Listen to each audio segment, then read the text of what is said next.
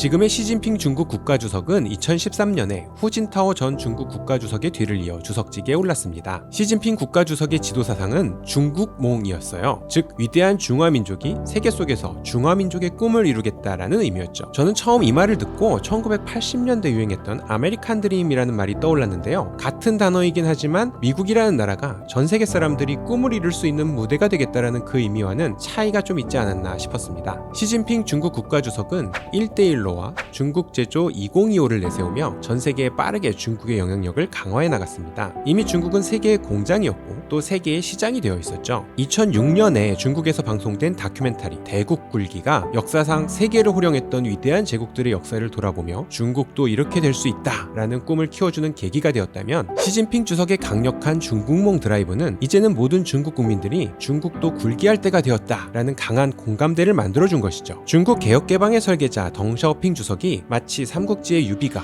조조의 십계구를 지낼 때 발톱을 숨기고 조용히 미래를 준비했던 것처럼 중국은 앞으로 100년간 도광량의 하라라는 조언은 먼 기억 속으로 묻혀버렸습니다. 중국에서 애국주의 마케팅은 하루 이틀의 이야기는 아니지만 일본과의 영유권 분쟁 등 가끔씩 민감한 이슈가 있을 때만 들고 일어났던 것과는 다르게 생활 속 국뽕의 일상화가 실현된 것은 미국의 도널드 트럼프 대통령이 아메리카 퍼스트를 외치면서 당선되었던 2017년이었던 것 같습니다. 마침 2017년은 전편에서 말씀드렸던 중국판 람보 전랑 2편이 중국 영화 역사상 사상 최대의 흥행 기록을 갈아치웠던 시기이고, 박근혜 대통령이 중국 국경절에 천안문 막루에 올라갔던 중국과의 밀월이 사드 갈등으로 치달아 한한령이 내려지고 한류 제품들을 판매하며 돈을 벌었던 인플루언서들은 한국 제품을 부수고 훼손하는 영상을 올리며 인기를 얻었던 때였죠. 중국에서 사업을 하던 교민들은 사업이 망하고 신변의 위협도 느끼면서 나라 없는 백성의 신세를 경험했던 시기이기도 했습니다. 마치 동네에서 조용히 지내던 한 아이가 어느 날 친구에게 주먹을 휘둘렀더니 그 다음날부터 친구들이 모두 눈치를 보는 그런 느낌. 중국은 그렇게 동네 짱이 된 기분을 짜릿하게 느꼈을지도 모르겠습니다. 짱의 굴기가 시작됐고 짱을 지키는 행동대장들도 본격적으로 등장하기 시작했죠.